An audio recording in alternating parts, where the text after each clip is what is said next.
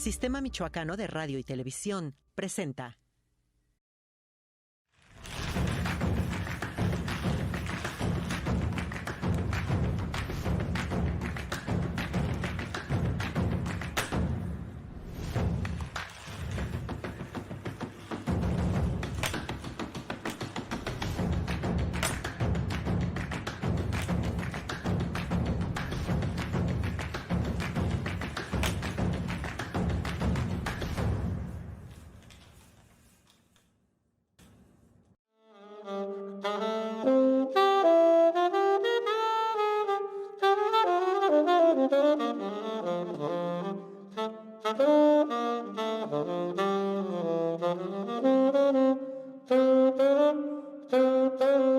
Hola, ¿qué tal? Estamos en el Museo de Arte Contemporáneo en la capital michoacana. Vamos a hacer una interesante entrevista con un músico michoacano moreliano.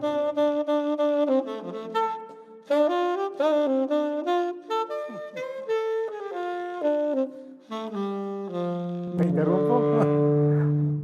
¿Ya qué? Pues ya que. Yo siempre te había escuchado, pero en bares. Bueno, pero no digamos cuáles. En Las Rosas, ¿no? Ándale.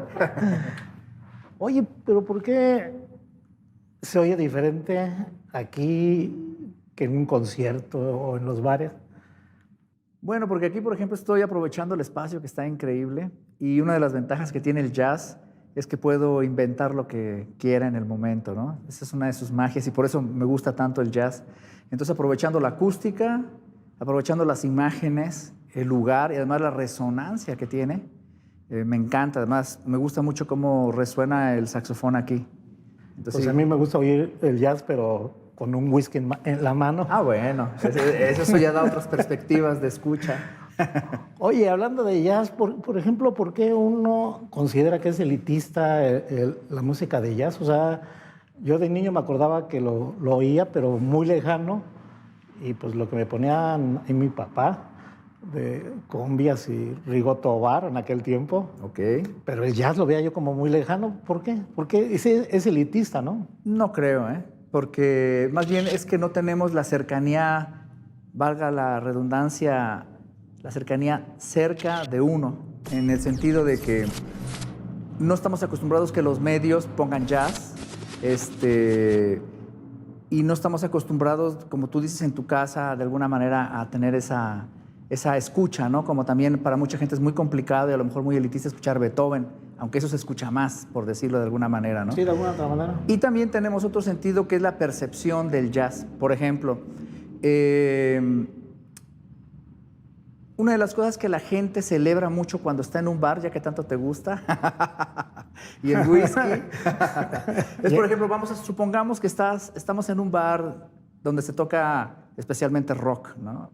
Por no ir a otra cosa. Entonces, ¿qué sucede? La gente que está escuchando, por ejemplo, el grupo está tocando covers, que es lo que normalmente se hace, ¿no? Entonces, supongamos que están tocando una pieza de Carlos Santana. Inmediatamente te enganchas porque la conoces, sabes cómo va, dónde va a ser esto, dónde va a ser el solo, y de repente escuchas al guitarrista tocando un solo y seguramente va a tocar el solo de Carlos Santana, al que conocemos de la grabación. Y si por alguna casualidad el guitarrista toca otra cosa, hace su propio solo, o el grupo hace su propio arreglo de la pieza de Santana y ya no lo escuchas como en el disco, dices, ese grupo es malo. Sí. No toca como pero es. Yo voy a insistir con lo del jazz. Pero espérame, entonces en el jazz es la sorpresa, lo que a veces no gusta. ¿Sí me explico? Entonces, por ejemplo, en el jazz, tú tocas un tema y no necesariamente lo voy a tocar en la dirección que es como comúnmente se podría tocar, ¿no? Entonces, y además, esa es la magia que tiene el asunto. Entonces, porque nos hacemos cómplices los que estemos tocando de cambiarlo, de variarlo, de cambiar una sección de ritmo. Y entonces, la gente está como, ¿qué están haciendo estos, no? ¿Qué está pasando?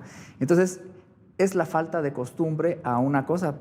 Para no ir tan lejos, un programa, supongamos, de la Sinfónica, que programe música contemporánea de Michoacán, de autores contemporáneos, y escuchan, se acercan y como que no saben qué onda, ¿no? De qué se trata, quiénes son estos compositores o demás, pero dicen, Vivaldi, se atasca.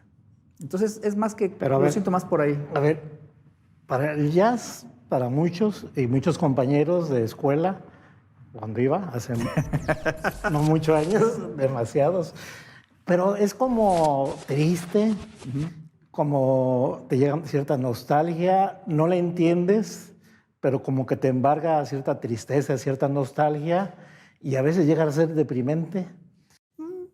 Pues depende cómo se toque. Y además el ambiente en que te desenvuelven, que tocan el jazz. Yo me acuerdo que iba yo a los bares y de repente el jazz y todos así ponían mucha atención, pero pues nadie estaba muy alegre, que digamos. Entonces, el jazz es así. No, no, no hay de todo tipo. Porque yo creo que lo asocias un poco al blues, al sentido más blues que jazz, ¿no? Entonces, no creo que sea tan triste. Más bien, como también es una música instrumental y no estamos tan acostumbrados a la cuestión instrumental que se ha ido perdiendo con los años, entonces muchas veces me ha pasado que estamos tocando con el grupo y la gente está plática y plática y plática y plática. A veces es insoportable la plática, ¿no? Ellos han de decir lo mismo de nosotros, ya es insoportable esta música, ¿no? Entonces, pues es una cuestión de percepción, pero no necesariamente. Ahora, sí hay un jazz muy meditativo y que tiende más hacia, si no a la tristeza, así como a una calma, ¿no? Por ejemplo, a mí me gusta mucho un saxofonista que se llama Jan Garbarek, noruego, que tiene como esas características, ¿no? Que yo le diría más que triste, lo diría como más meditativo, más casi místico, ¿no? Pero claro, también lo hay triste. Y si hablamos del jazz latino o el blues rápido o el bebop, pues es como algo más prendido, más ansioso, ¿no?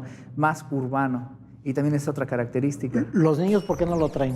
O sea, va desde la escuela, desde bebés, les ponen música clásica de Vivaldi, Beethoven, pero no les ponen jazz. Y Pues luego porque- con el paso de su formación, pues no llegan hasta que son adolescentes y de repente van a algún lado donde toquen música de jazz o han oído a sus papás y les atrae, pero no hay una formación musical de jazz desde temprana edad, por Bueno, decirlo. imagínate, si en la educación como educación hay unas deficiencias terribles más en la educación artística, ¿no? Entonces, pues evidentemente a lo mejor ese niño nació en una casa donde no oyen jazz, no es lo común, pero lo que sí te puedo decir y por experiencia propia, yo muchas veces he tocado en escuelas de kinder y los niños disfrutan muchísimo del jazz. Es más, lo bailan, lo juegan con la música y son cosas increíbles. De hecho, recuerdo que incluso en un kinder, Mónica es testigo de eso, llegaron unas niñas a decirme que me amaban y que me adoraban y me dieron regalos y toda la cosa que fue muy tierna, muy ¿Y no se agradable. puso celosa Mónica? Pues por eso digo que ella fue testigo. Entonces, a lo que voy con esto es de que, como todo, si no te exponen a algo, pues no lo conoces, ¿no? Entonces, esa es parte de la magia. Si te exponen desde niño al jazz, pues inmediatamente descubres un mundo distinto. Yo descubrí el jazz, por ejemplo, así como ya consciente de que era jazz, a los 8 años. ¿Por qué? Porque en mi casa sí se oía jazz. Entonces de ahí viene un poco esta historia, ¿no? Pero también hay otra historia. Cuando se oía jazz en mi casa, no era específicamente que mi mamá o alguien en mi casa, voy a escuchar el disco de fulanito jazzista, ¿no? No, sino que en la radio, en esa época, también hace muchos años, se ponía jazz. Entonces cuando yo escucho de toda la música que ponían, porque era una radiodifusora que ponía música de todo el mundo, cuando ponían música de Estados Unidos, jazz. Y concretamente Benny Goodman, que es a mí de mis ídolos, cuando lo escucho yo digo, ¿qué está haciendo ese tipo? O sea, no era cantante, no era algo así que estaba de moda, sino era algo diferente. Entonces a mí me llamó mucho la atención. Ajá, a esa edad, y incluso yo me visualizaba tocando ya el clarinete, ¿no?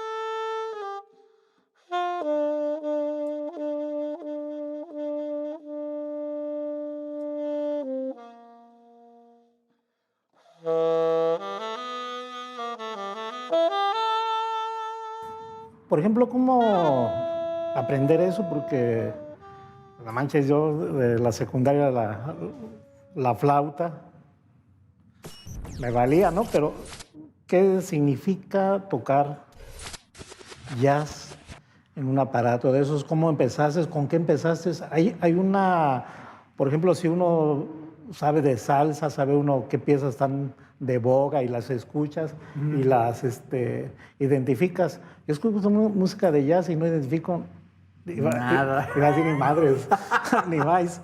Pero no manches, o sea, ¿cómo percibir la música de jazz, la calidad o no calidad? Pero ¿cómo empezaste tú de inicio?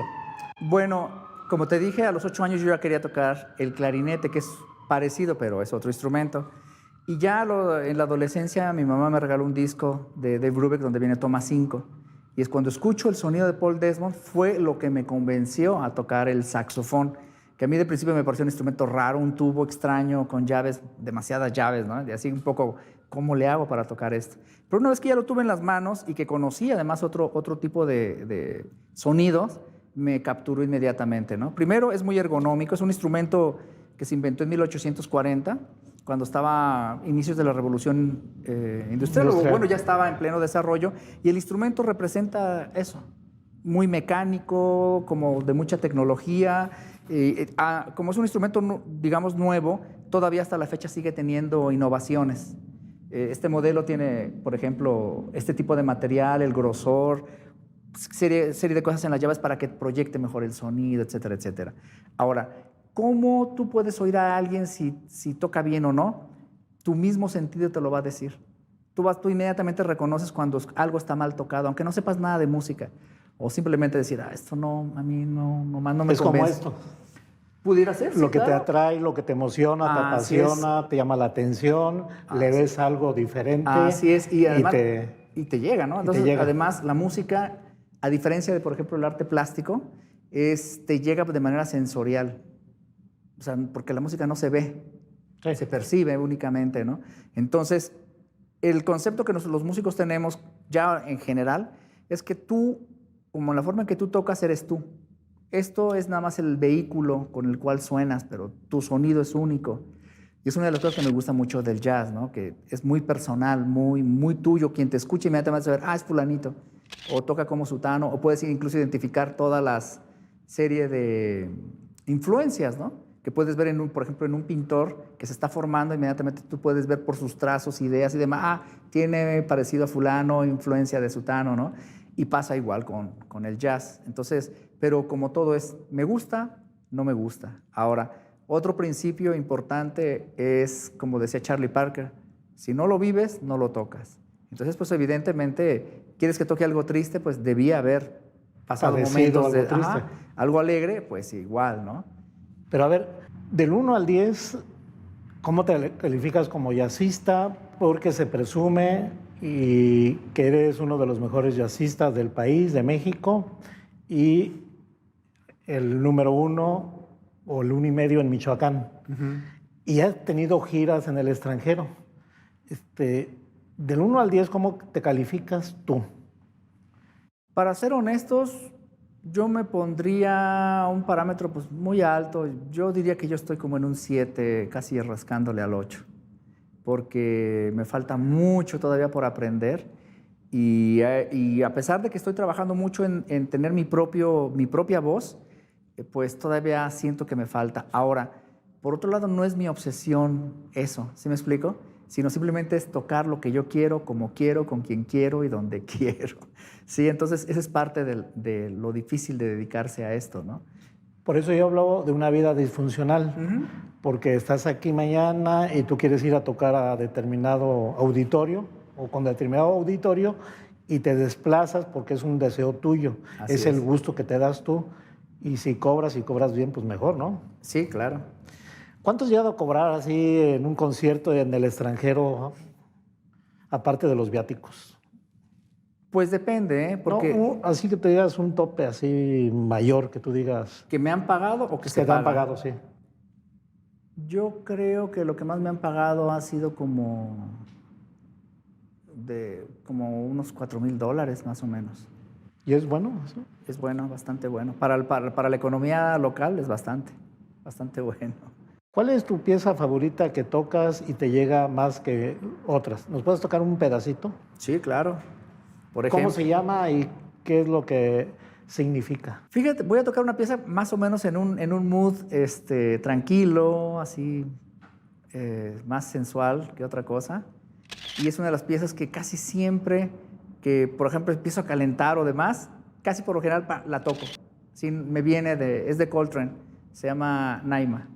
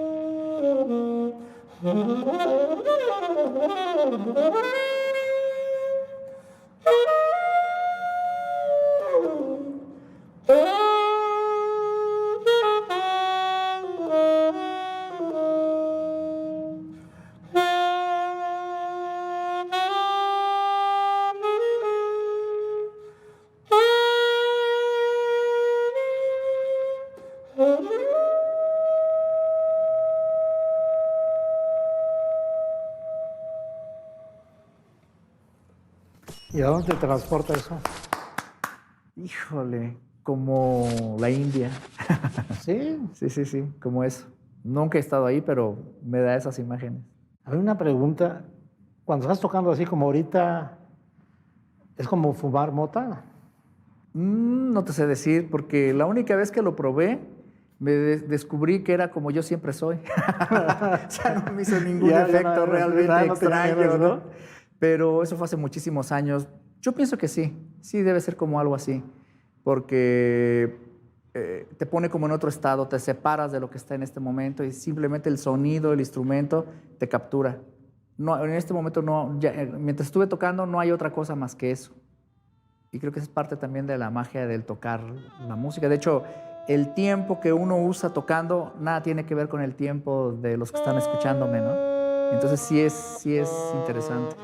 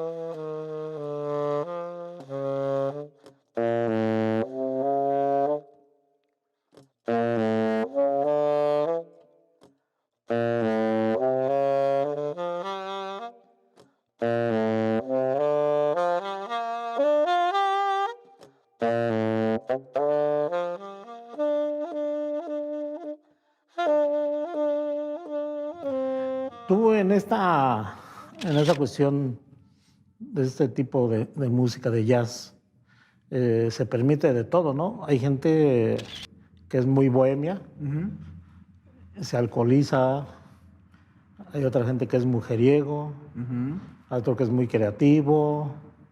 ¿Tú has sido mujeriego? Sí, sí, sí, sí, sí. ¿Del 1 al 10? Yo siempre mido del 1 al 10 para ver cómo reaccionan y ya viéndolos digo, me está engañando. Yo te diría que fue un 12. Un 12. Sí. ¿Alcohol? No, alcohol no. Sí me gusta mucho. Disfruto muchísimo del mezcal y el vino tinto. Y eso sí, puedo decirte que me echo uno diario. De uno o de otro, pero sí, sí, sí, sí, me gusta mucho. ¿Cuál es tu tinto favorito? Me gusta mucho el Cabernet. Me gusta y un poco más seco. No me gustan los vinos tan dulces o dulces en general. Yo una vez fui hay un restaurante aquí en el Boulevard García de León. Ajá. Y me hicieron una cortesía la primera vez. Un vino italiano exquisito. Wow. Luego fui la segunda vez, pero ya me tocó pagarlo. Ok. Pero más de 2,200 pesos la botella. Anda. Y yo jamás en mi vida había hecho eso. Tú, por tu actividad, eres fino en los alimentos, en este caso en el vino tinto, en la bebida. Sí, fíjate, me gusta comer bien. De hecho, yo me considero como un, ¿cómo decirte? Alguien que disfruta mucho de las cosas de la vida, un sibarita, si quieres verlo de esa manera. Pero esto realmente no viene exclusivamente de la música, sino mi familia. Mi mamá le encantaba comer muy bien, tomar muy bien, igual a mi papá. Entonces mi mamá siempre nos llevó de chicos a buenos restaurantes, tanto aquí en Morelia, de los que había en esa época, y fuera, ¿no? Y, por ejemplo, cuando yo me fui a vivir a Venezuela, encuentro que allá pues también hay una comida extraordinaria. Y como ya tenían, en esa época, estuve entre finales de los 80 y principios de los 90, pues era una época en la que había mucha ebullición internacional, más que lo que había aquí en México en ese momento. Entonces empiezo a descubrir pues que si restaurantes de comida alsaciana, de tal región de Bélgica, o mucha italiana, porque hay una gran población italiana allá, o árabe, que me fascina, o francesa, europea, ¿no? Entonces recuerdo que un día toqué en un restaurante que los dueños eran de Bélgica. Y entonces yo estoy sentado en la barra y veo una bebida que me encanta, que es de Bélgica. Y le digo, oye, ¿tienes tal bebida? Es de mis favoritas. Y me dice la persona, pues pocos músicos han reconocido un tipo de bebida como tal. ¿Quieres un trago? Y dije, claro, por favor, ¿no? Entonces, no, siempre me ha gustado. Y siempre a donde voy, procuro encontrar un lugar donde haya buena comida y buena bebida. Oye, ¿y has tenido experiencias pésimas donde te abuchen, te mienten la madre, sí, te claro. mienten cosas? Sí, una vez fui golpeado incluso. Sí, claro, sí. ¿En dónde y por qué? Fue ya hace algún tiempo. Yo tocaba en la Ciudad de México con un grupo que se llamaba La Banda Elástica, que es un grupo muy conocido en el mundo de la música alternativa. En aquella época le llamaban rock en oposición, aunque no era realmente rock, era más experimental, ¿no? Y mucha influencia de Frank Zappa, que es como de donde abrevaban su creatividad, pero un grupo extraordinario. Me refiero en el sentido de la música y de los integrantes. Los músicos de esa banda son extraordinarios músicos, ¿no? Entonces un día nos invitan a tocar en CEU, en uno de los estadios tiene un nombre especial, de entrenamiento, algo así, en CEU, en la Ciudad de México, no en el estadio grande, sino uno más pequeñito. Y resulta que estamos tocando, pero antes de nosotros tocó Botellita de Jerez, y antes había tocado Maldita Vecindad y de ese tipo de grupos, y llegamos nosotros, que además el grupo, aparte que tocaba música muy rara para la mayoría de la gente, era instrumental. Entonces empezamos a tocar y además yo concentrado en la partitura porque la música era súper complicada y yo estoy tocando y de repente ¡tras! Me dieron un naranjazo a media cara que de milagro no me dieron en la boca porque si no me hubiera tragado el saxofón. Pero me rompió así, me dejó herido. De hecho tuvimos que parar el concierto porque fue tan fuerte el golpe que me sacó sangre Y entonces ya paró todo el asunto y los mismos del grupo dijo, no, oigan, estamos aquí, porque era un rollo de protesta por algo del ejército zapatista, supongo. Sí, creo que era esto. Y entonces la gente tenía que llevar como comida, era el pago para entrar al concierto para donarlo a los zapatistas, ¿no? Entonces, pues los del grupo empezaron, oigan, si aquí venimos por la paz, la cultura y el apoyo a los movimientos sociales, ¿por qué nos tratan así? Pues más nos atizaron. Entonces, nos fuimos de ahí. Yo, la verdad, quedé así como en shock, ¿no? Me imagino. ¿Y el lugar más elegante en donde, así que tú digas, esto es lo que yo quería, que me oyeran, que me alabaran, me adoraran, y un lugar así, que especial, que tú dijeras, Pues ¿puedo morir en paz? Todavía no ha llegado ese día. Algo cerca. Algo muy cercano, bueno, entre varias cosas, por ejemplo, no tanto así como lo que yo más he querido, pero por ejemplo, cuando he tocado así con orquestas sinfónicas, me gusta muchísimo esa vibra, tanto del público como de la orquesta misma. La sensación, más que realmente que suceda como tal, como tú lo dices. Otra experiencia ¿Pero para en mí. dónde? ¿En qué espacio? ¿Nacional, internacional? Bueno, eso lo sentí con orquesta sinfónica en la sala Netzahualcóyotl. En la Ciudad de México. En la Ciudad de México, que toqué un concierto para saxofón y orquesta muy, muy padre, que de hecho tengo la grabación y es de lo mejor creo que he hecho en ese tenor. Y ya en la vida más mundana, más es tocar. Hace muchos años, justamente cuando yo vivía en Venezuela, yo tocaba con una banda de salsa que era muy famosa en ese momento. Y los cantantes improvisan también sus letras y ellos les llaman el montuno o inventarte una moña, ¿no? Que es para los metales. Entonces ya el cantante, como veía a la gente que estaba muy prendida, ya no tenía más que hacer y me dice, pues que párate a hacer un solo, ¿no? Entonces me para enfrente de la gente y cuando, pues yo sí veía que había mucha gente, pero hasta que no estás hasta el frente te das realmente cuenta de la dimensión, de cuánto. Yo creo que había miles de personas, yo nunca había tocado así en vivo para tantas, y luego improvisar, para mí fue así como, sí me dio cosa, ¿no? Pero una vez que lo logré y ver la reacción de la gente y que apoyaba lo que yo estaba haciendo y gritaba y lo disfrutaba. Prendida la gente. Ajá, entonces me gustó muchísimo ese efecto más que nada, ¿no? ¿Cuál tocarías ahorita que te hayan escuchado y te hayan aplaudido casi a rabiar? No creo que... ¿Todavía no? Todavía no, pero puedo tocar algo que a lo mejor les pueda gustar. Eso sí puedo hacer. A ver, adelante. Sí, a ver. Es justamente Reminiscencias Caribeñas. A ver. Este se llama Saint Thomas, que es de una isla caribeña.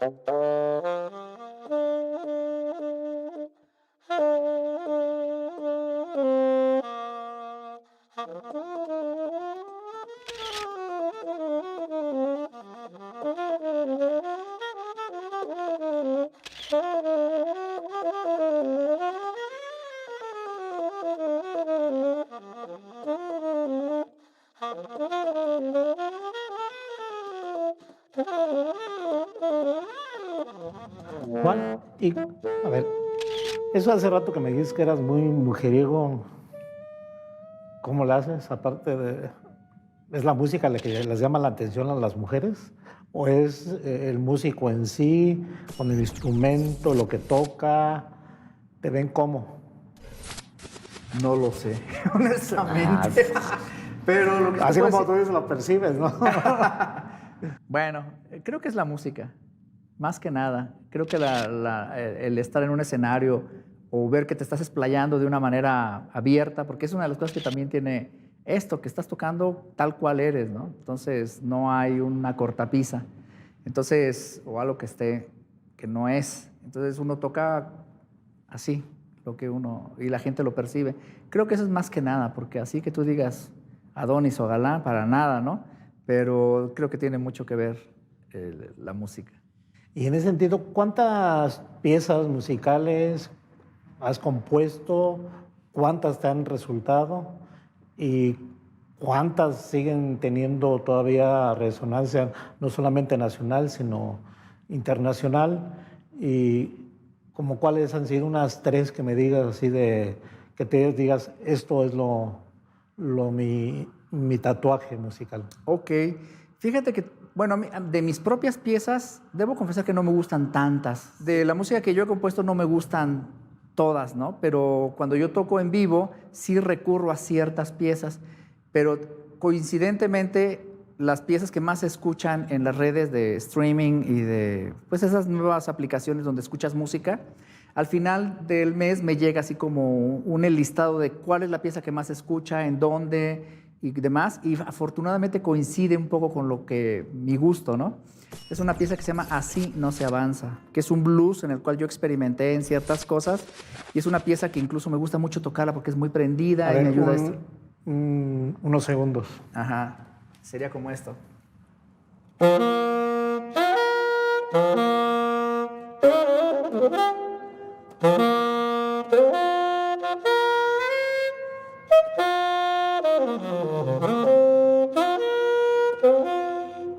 Es más o menos eso. Pero imagínatela con el grupo y tal. Así no se avanza. ¿Tú ¿Sí? eres comunista, socialista, morenista, perdedista, priista, panista, etcétera, etcétera?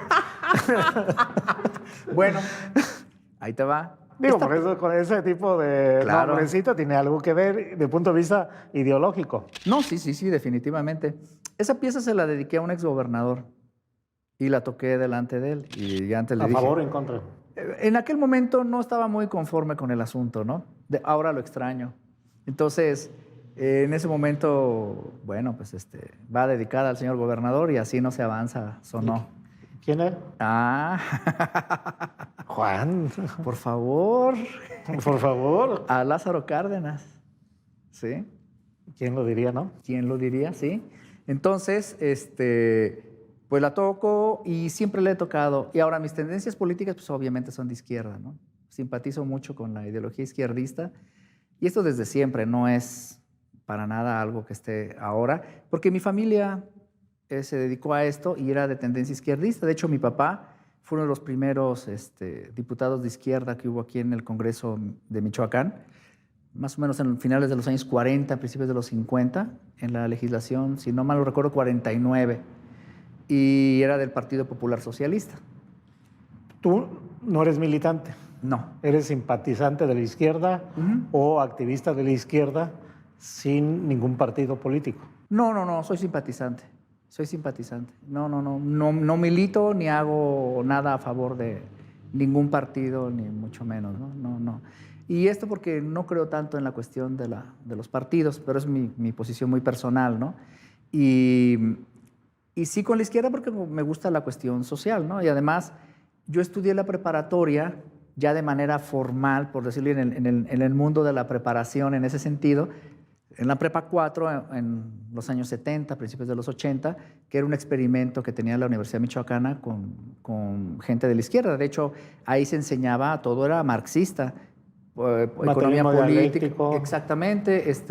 Y ahí conocí varios de los personajes que ahora son muy conocidos en el Estado, que fueron mis maestros en la prepa. Por ejemplo, mi maestro de sociología fue Leonel Godoy. Mi maestro de historia fue Jaime Hernández, que después fue secretario de Cultura, y exguerrilleros que estuvieron en el combate de cuerpo a cuerpo, por decirlo así, ¿no? Entonces fue como del periodo de la amnistía y que los acogió la Universidad Michoacana y les dio como un espacio, ¿no? ¿Y esos maestros no tan decepcionados, Leonel Godoy y el otro? Pues fíjate que con Jaime Hernández, para empezar con él, no, siempre ha sido un maestro muy, yo lo siento muy congruente con lo que yo le conocí desde que era adolescente. Y además, pues, durante el tiempo que él estuvo al frente tanto del Instituto Michoacano de Cultura como de la Secretaría de Cultura, él me apoyó mucho. Y de hecho, me apoyó mucho con el festival, con mi actividad musical, y entendió muchas de las cosas que yo en aquel momento hacía. Con Leonel fue diferente. Con Leonel, de hecho, todavía hasta la fecha nos seguimos, yo les sigo diciendo maestro, ¿no? Como lo fue. Pues no, realmente así como decepción, no. Lo que sí no me gustó mucho es, obviamente, que durante el transcurso de su gobierno, al final pues empezaron a haber problemas, creo que muy evidentes en la cuestión económica, ¿no? En el Estado, que pues sí se percibía, y ya con el Festival de Jazz y con la Secretaría de Cultura, pues empezamos a ver disminuciones en los apoyos y sobre todo en la proyección cultural de ese momento, ¿no?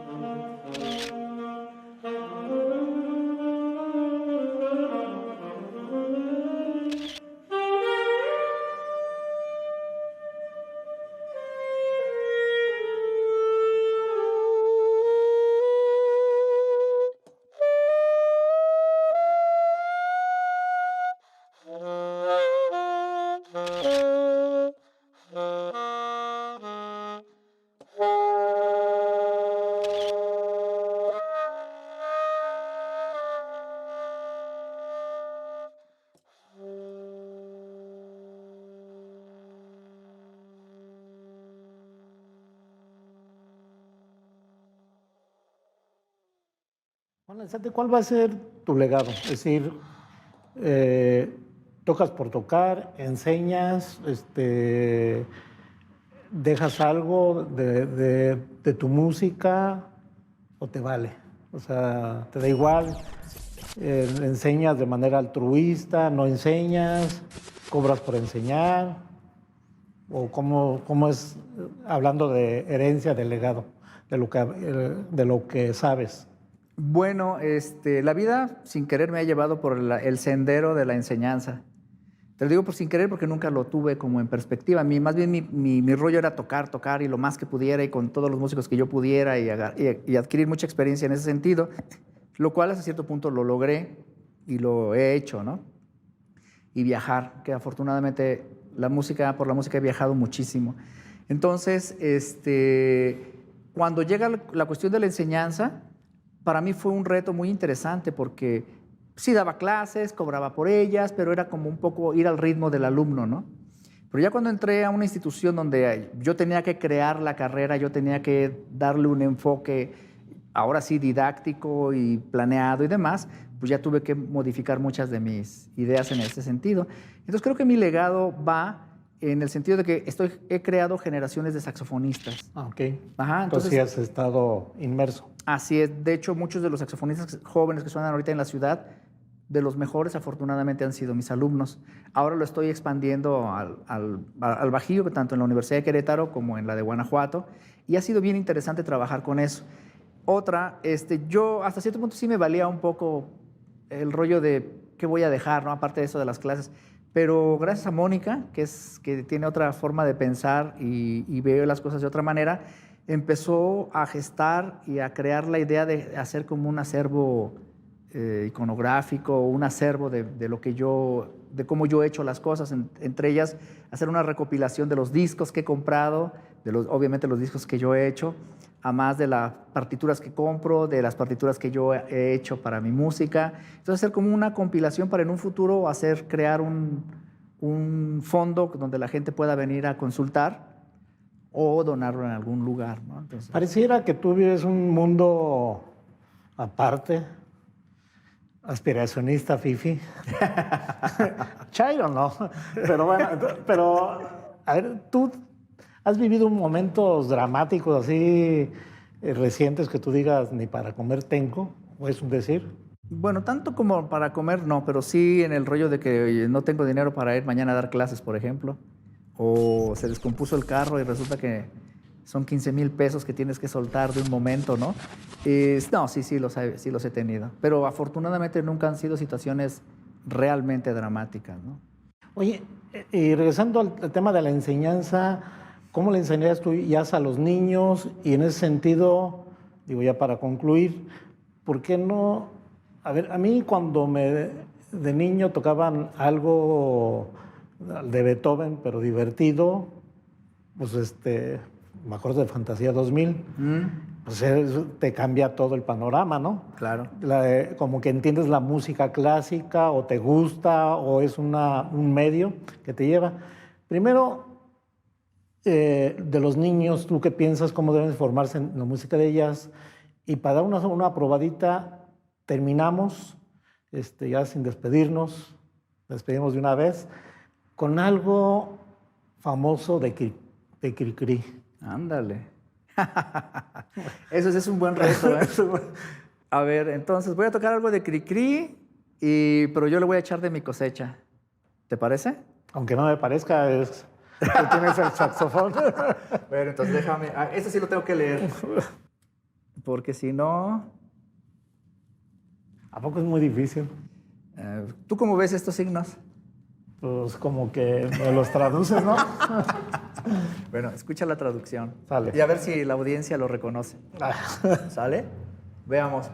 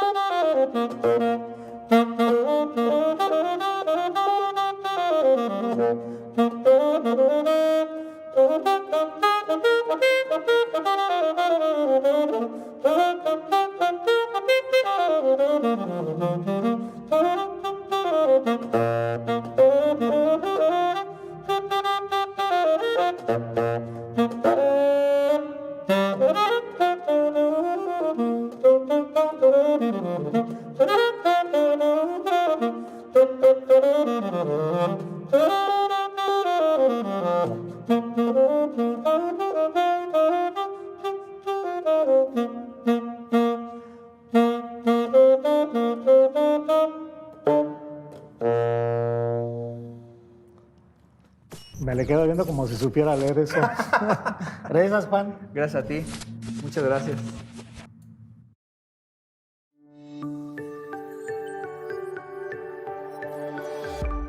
Sistema Michoacano de Radio y Televisión presentó